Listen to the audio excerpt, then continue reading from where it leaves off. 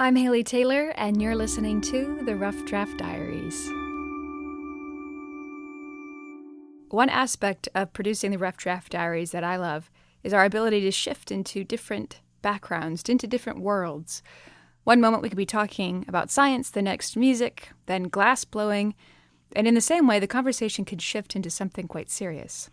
At any one time in Lucas County, there are probably 900 to 1,000 children who are under the jurisdiction of the Lucas County Juvenile Court.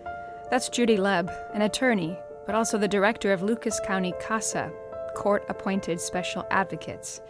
And she's talking about children who have been abused, neglected, or who live dependent on the county. In 2021, we had 752 new children whose cases opened. And then the reason why I say 900 to 1,000 is because there are other children whose cases opened in prior years but are still open. So that we had 752 new children in 2021, and then a number of other cases that are still ongoing. At CASA, Judy trains adult volunteers who are 21 years or older to be advocates for children whose cases are before the Lucas County Juvenile Court. So what that means is that the volunteers become the voice of the child in the courtroom when the children are too young to speak for themselves. And when children are 10 and older, they are trying to encourage these children to come to court themselves and be able to participate in the process of decision-making for their futures. Judy came to work at CASA by a complete surprise. She was a corporate and healthcare attorney at Shoemaker, Lupin Kendrick when she suffered a serious disability when she gave birth to her son, a disability that changed her perspective on her career.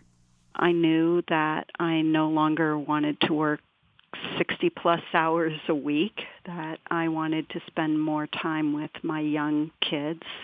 I wanted to do something wonderful for the world. I had a husband who could support me, so I had the luxury of not needing the big income that I was making as an attorney. So Judy joined CASA, initially in a limited fashion. At first, she just organized the volunteers. She initially, and understandably so, did not want her 9-to-5 to be filled with reading the accounts, the files of abused and neglected children. What I did not realize is it's very difficult to read about child abuse or neglect in the abstract, to just see it in the newspaper or hear it on the radio.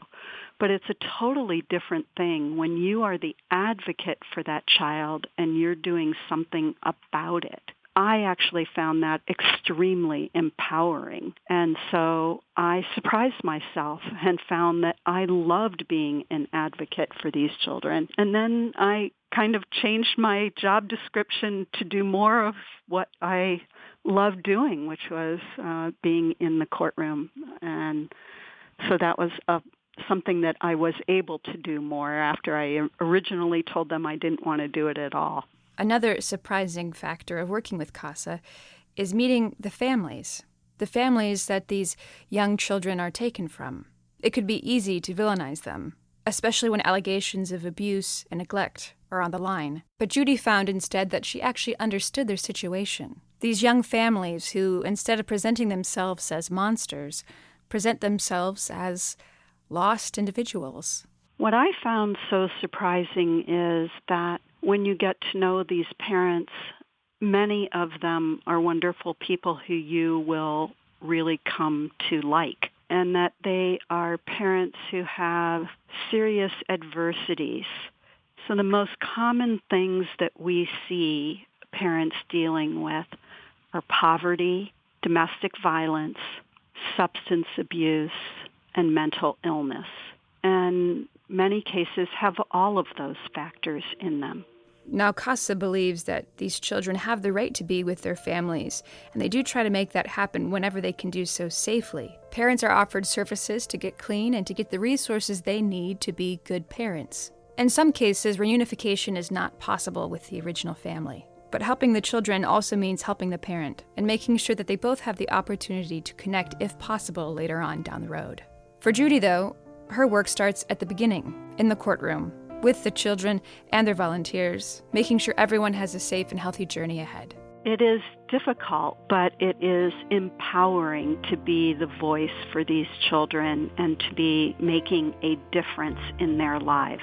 So many people think, oh, that's something I don't want to have anything to do with, when I found just the opposite was true, that it's a wonderful thing to be a part of. You are truly making a difference in our community by helping these most vulnerable members of our community, children who may not be safe in their very own homes. And what changed for me was getting into the courtroom and seeing that I had this feeling of empowerment. I'm Haley Taylor, and thanks for listening to this episode of the Rough Draft Diaries.